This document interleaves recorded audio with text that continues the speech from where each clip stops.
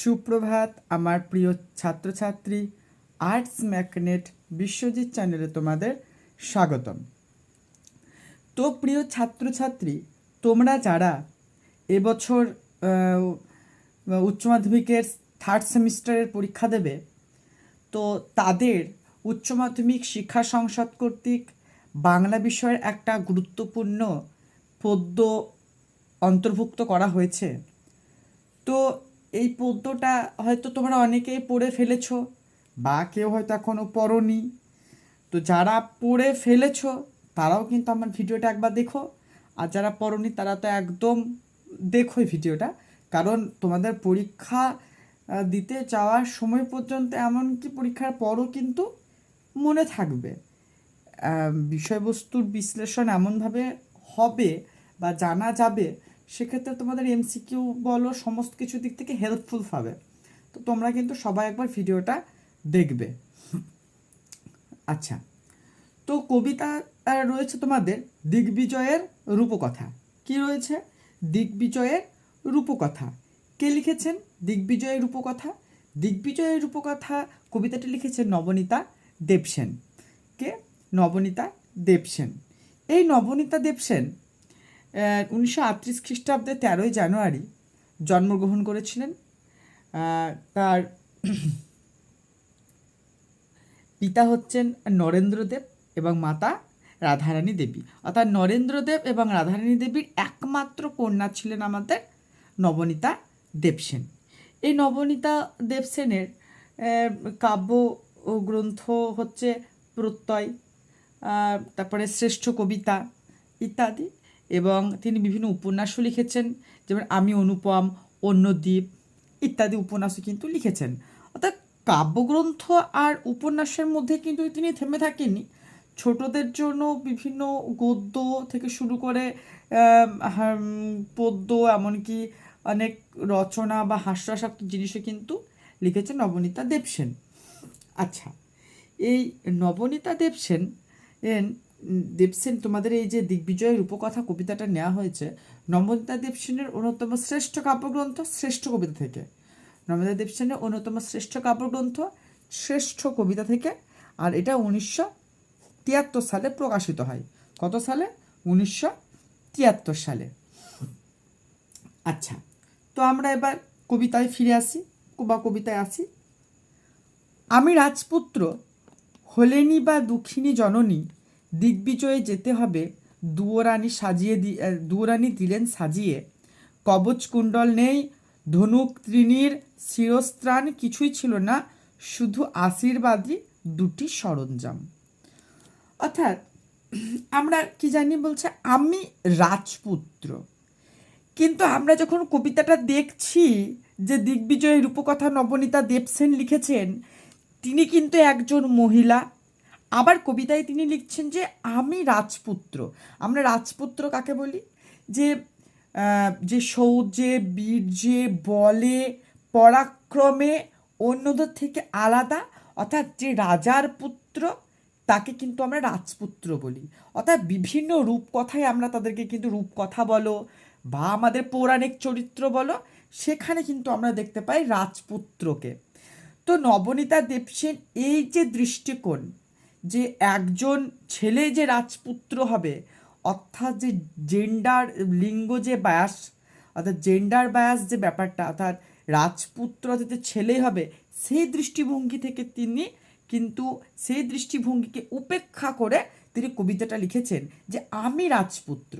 অর্থাৎ শুধু শৌর্য, বীর্য, পরাক্রমে থাকলে যে সে রাজপুত্র তা না, অর্থাৎ আমি রাজপুত্র, আমার রক্তে আমি রাজপুত্র।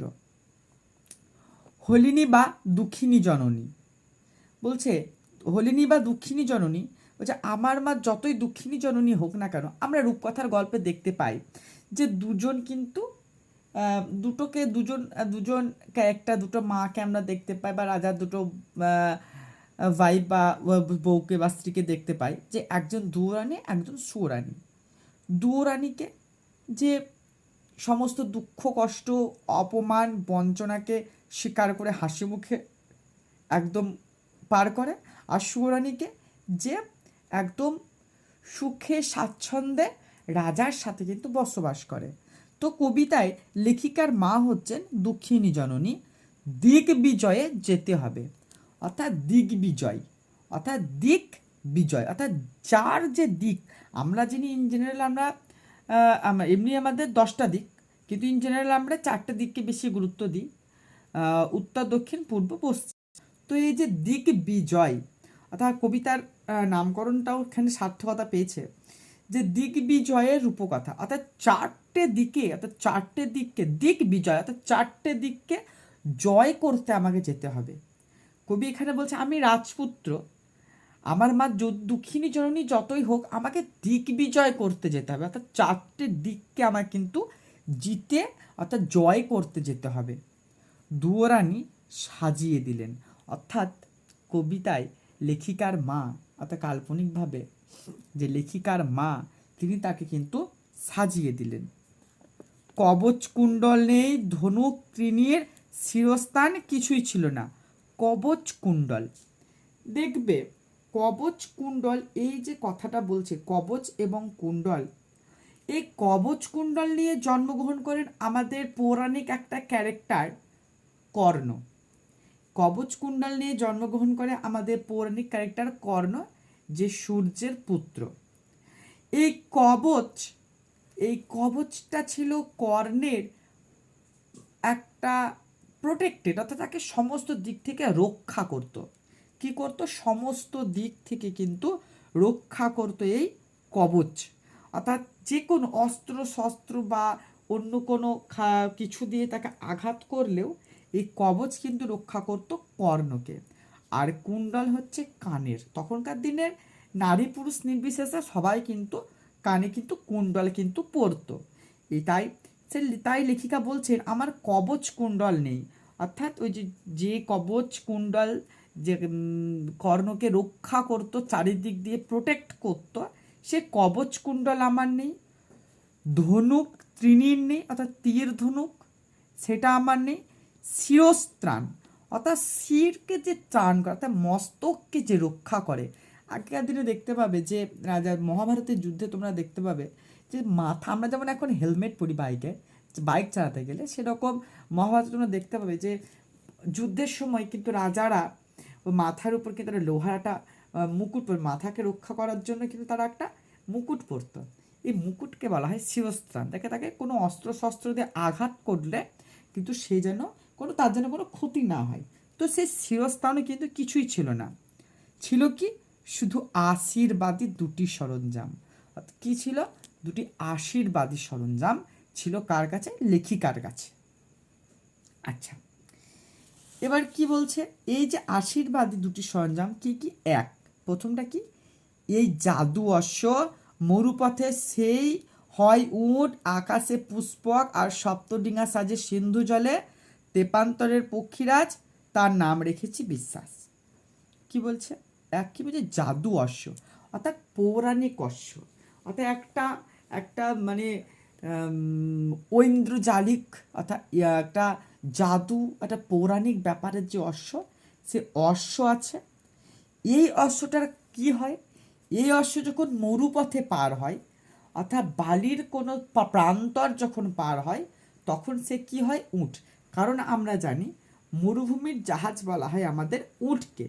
তো কোনো মরুভূমি যখন আমরা পার করব, অর্থাৎ লেখিকা যখন দিগ্বিজয়ে যাবে, তো কোনো মরুভূমির প্রান্তর যখন তার সামনে এসে দাঁড়াবে, সেই মরুভূমির প্রান্তরে এই যে জাদু অশ্বটা কিসের রূপ ধারণ করবে? উটের। আর কি? আকাশে সে হবে পুষ্পক। আকাশে কি হবে? পুষ্পক। আমরা জানি এই পুষ্পক রথ ছিল আমাদের ধনপতি কুবেরের।